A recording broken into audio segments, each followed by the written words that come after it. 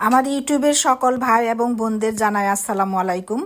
এই ভিডিওটা হচ্ছে আমি যে বেড়াতে গিয়েছিলাম এক বাসায় অনেক বেশি খাওয়া দাওয়া করেছিলাম, সেই বাসা থেকে এখন বেরিয়ে এটা হচ্ছে সামনের দিকের ভিডিও। বাসা থেকে আমরা বেরোলাম, আমরা একটা বড় পার্কে যাব, যে পার্কটা দেখতে অনেক বেশি সুন্দর এবং মনোরম। এখন আমরা সেই পার্কে যাওয়ার জন্য বাসা থেকে এই তো বেরোচ্ছি, রাস্তা দিয়ে হেঁটে হেঁটে 5 মিনিটের রাস্তা, সেখান দিয়ে আমরা যাচ্ছিলাম। অপূর্ব সুন্দর ফ্রান্সের প্রায় সব রাস্তা, সব কিছু এত সাজানো গোছানো, যেদিকে যাওয়া যায় অনেক বেশি সুন্দর। এসব রাস্তা দিয়ে হাঁটার সময় কোনো বিরক্ত নেই, হাঁটার সময় কোনো কষ্ট নেই, শুধু শান্তি আর শান্তি, যা অপূর্ব দেখতে।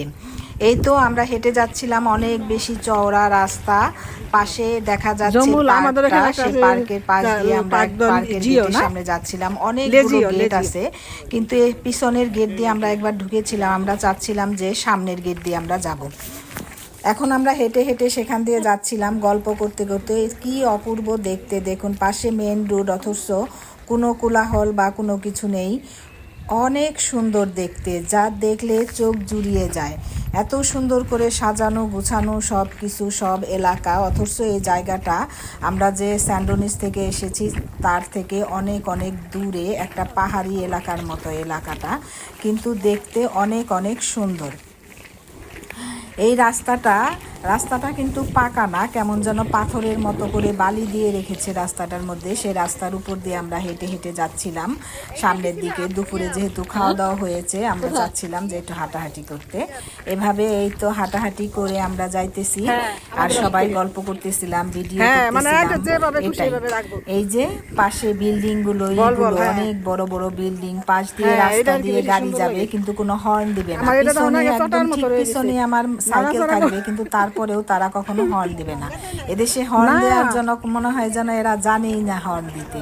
হর্ন দিবে না, সে অপেক্ষা করবে আমি যেন রাস্তা থেকে সাইডে যাই বা কোনো দিকে যাই। যদি আমি কখনো এইভাবে যাই, তারা ধন্যবাদ দিবে, কিন্তু তারা কখনো বিরক্ত হয়ে বলবে না যে আপনি হর্ন দিয়ে, জুড়ে হর্ন দিয়ে আমাকে চমকিত করবে না। সে এভাবে মানুষ এভাবে ডিসিপ্লিন মেনটেন করে। আর এখানে নিরিবিলি জায়গা, তারপরেও কোনো হর্নের শব্দ নেই। আমরা এই যে পার্কের ভিতরে ঢুকলাম, এই পার্কের সবচাইতে সুন্দর জায়গা হচ্ছে এই জায়গাটা। এই জায়গাটা এত বেশি সুন্দর, আর এত বেশি করে সুন্দর করে, এদেশের সব পার্ক অনেক বেশি সুন্দর করে সাজানো গোছানো, পরিপাটি পরিচ্ছন্ন। এই জায়গাটায় এত বেশি সুন্দর, অনেক লম্বা, মনে হয় যেন একটা সবুজ বা ঘাসের গালিচা বিছিয়ে রেখেছে, যা এটার এক মাথা থেকে আরেক মাথা পর্যন্ত এত সুন্দর দেখা যায়। আমি এর আগেও একবার এসেছিলাম এই পার্কে, তখনও আমার এই জায়গাটা সুন্দর লেগেছিল। আজকেও পরে দেখলাম যে, চিন্তা করে দেখলাম এই জায়গাটাই হচ্ছে সবচেয়ে বেশি সুন্দর।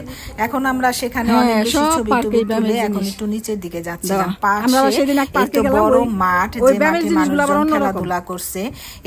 এই যেহেতু পাহাড়ি এলাকা, এটা জায়গাটা হচ্ছে অনেক উঁচু এলাকায়, পাশ দিয়ে নিচে অনেক নিচে সিঁড়ির মতো আছে, সেখান দিয়ে মানুষজন উঠছে। পার্কের অনেকগুলো গেট, এই যে এখানে খেলাধুলা করতেছে ছেলে মেয়েরা, ফুটবল খেলাধুলা করতেছে। আর এই পার্কের সবচাইতে মানে যেই সব পার্কেরই থাকে, ব্যায়ামের জায়গাগুলো থাকে, এখানে ছোট একটা ঝিলের মতো আছে, যে ঝিলের চারদিকে আমাদের দেশে যে সন গাছ থাকে, সেই সন গাছের ঝিলে যেরকম সন গাছে এই জায়গাটা এমন করে সাজিয়ে রাখছে। হাঁস আছে, কোথায় যেন আছে এখন দেখা যাচ্ছে না, ওগুলো প্রাকৃতিক ভাবে এভাবে সংরক্ষণ করে রেখেছে যেন হাঁসগুলো ওখানে যে থাকতে পারে, ডিম পাড়তে পারে এইভাবে। আর এই পাশের যে এই বেড়াটা, এই জিনিসটা মানে যে পার্টিশন দিয়েছে, এটা দেখতে এত সুন্দর লাগতেছিল, কাঠ দিয়ে মানে খুব সুন্দর করে সাজানো ছিল। আর ওই পাশে ব্যায়াম করতেছিল। আমরা এখন এই তো চলে যাচ্ছিলাম, সব ঘুরে টুরে অনেকক্ষণ আমরা ঘুরেছি, প্রায় 2-3 ঘন্টার মতো পার্কে থাকলাম। তারপরেও মনে হয় যেন মন ভরতে চায় না, এত সুন্দর জায়গা দেখায় মনে হয় না যেন শেষ হয়।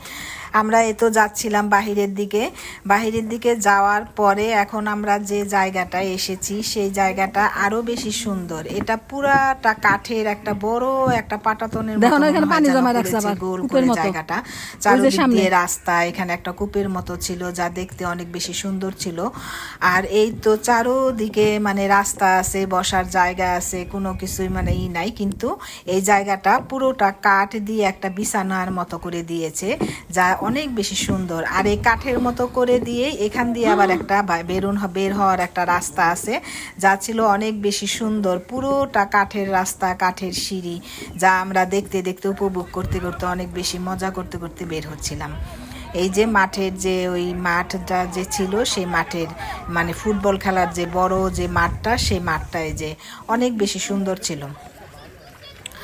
আমরা সবাই এভাবে হাঁটাহাঁটি করে চলে আসলাম বাসার সামনে থেকে এখন আমরা সবাই রেডি হব যে আবার বাসার ভিতরে ঢুকি আবার হালকা নাস্তা করে আবার আমরা বাসার উদ্দেশ্যে রওনা দিই। এই তো বাসার পিছন দিক দিয়ে আমরা এখন ঢুকছি। এলাকাটার পিছন যে বাসার ভিতরে ছিল তার পেছন দিকের এলাকা এটা, মানে সব দিকেই সাজানো গোছানো পরিপাটি। কোনো দিকে একটা ঘাসও যদি থাকে, সেই ঘাসটাকেও এত সুন্দর করে পরিষ্কার পরিপাটি করে রাখে, যা দেখার মতো। বাচ্চারা খেলাধুলা করতেছে, সাইকেল চালায়, থনথিনের চালায়। এদেশের খেলাধুলায় যেন সাইকেল চালানো, থনথিনের চালানো, ফুটবল খেলা, এসব যেন এসব বাচ্চারা এসব করেই বড় হয়। আর এই তো এলাকায় বাসার নিচের যে পরিবেশটা সেটা এরকম। সবাইকে অসংখ্য ধন্যবাদ আমার ভিডিও দেখার জন্য। আমার ভিডিও দেখে লাইক করবেন, কমেন্ট করবেন, শেয়ার করবেন। সবাইকে আবারও আসসালামু আলাইকুম। আমার পরবর্তী ভিডিও দেখার জন্য সবাইকে দাওয়াত রইল। আমার পরবর্তী ভিডিও দেখবেন। জানি আপনাদের অনেক কষ্ট হয় আমার ভিডিও দেখতে, সুন্দর হয় না। আমি ভয়েস দেওয়াটাই ভালো হয় না, তারপরেও আপনারা কষ্ট করে আমার ভিডিও দেখেন। আমি খুশি যে এই জন্য। এখন আমার দেখি যে আস্তে আস্তে একটু ভিউ বেড়েছে, এতেই খুশি। 1-2 করে ভিডিও বেড়েছে, এভাবেই নাকি বাড়ে। অনেক ধৈর্য নিয়ে কাজ করতেছি, কি করব, এটা আমার শখ। সবাইকে ধন্যবাদ।